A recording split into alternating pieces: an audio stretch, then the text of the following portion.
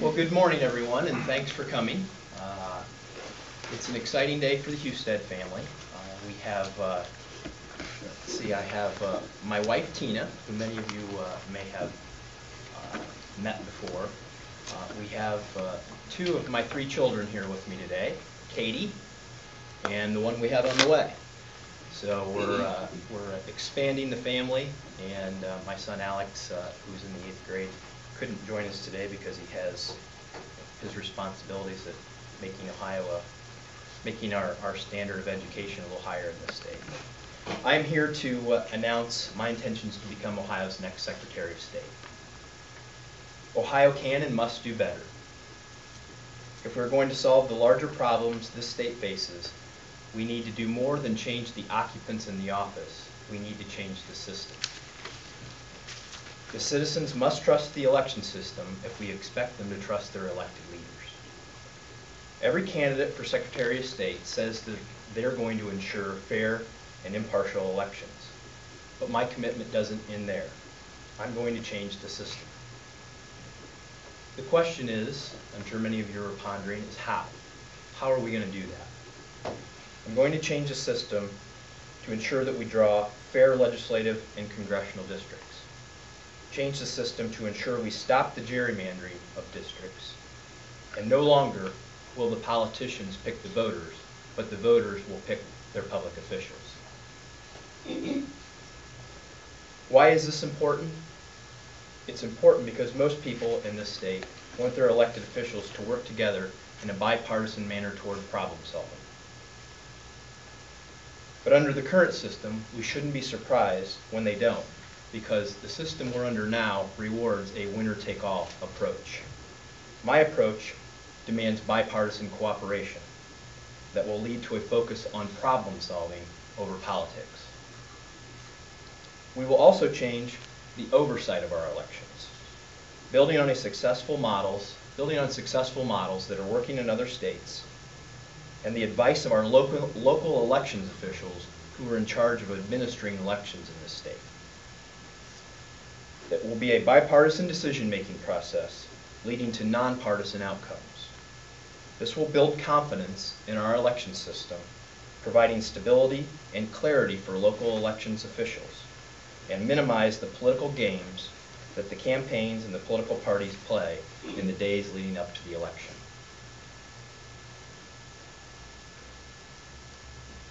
In fact, I may be the first person in Ohio history to run for an office with a plan to eliminate it. These may seem like big goals, but we can get this done. In fact, I have a record of accomplishment that demonstrates that I can take on big challenges and get things done. In my first 6 months as Speaker of the House, we passed the most fiscally conservative budget in over 40 years and passed a tax reform plan that included the largest income tax cut in Ohio history, a 21% cut across the board. I also changed the system in the Ohio House of Representatives. We allowed Democrats and Republicans for the first time ever to jointly sponsor legislation that led to more bipartisan cooperation, and eventually we were able to pass a budget unanimously for the first time since the 1950s. And in that case, and over the last 4 years, I've had to work with 99 House members. Now I'll only have to work with 88 county boards of elections, so my job just keeps getting easier. As far as the campaign, I recognize that it'll be a challenging campaign. Every statewide campaign in Ohio, in a state this big and this diverse, is always going to be challenging. During my time as Speaker of the House, I was able to build a statewide network of friends and supporters that will provide the grassroots and financial support necessary to run a successful statewide campaign. And I think many of you have the list of all of the endorsements that I've already been able to put together. Frankly, I don't know that anybody that's ever ran for an office like this has ever been able to put this kind of a list together this early. With good ideas, hard work, and God's blessing, along with the love and support of my family, we will win the election, and Ohio will win the change it needs to solve the bigger problems it faces now and in the future. With that, she's a little shy today. But with that, I'll take any questions you might have. Jim? This may be premature, but if you're vowing to get rid of the office, is this today's announcement also an announcement that you will not seek a second term for that office?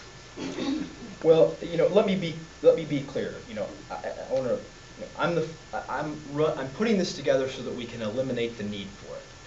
I don't have a plan to specifically eliminate the office, because that has to be done by the voters. The only way the Constitution establishes the office of the Secretary of State, the vote it can only come with the approval of the voters.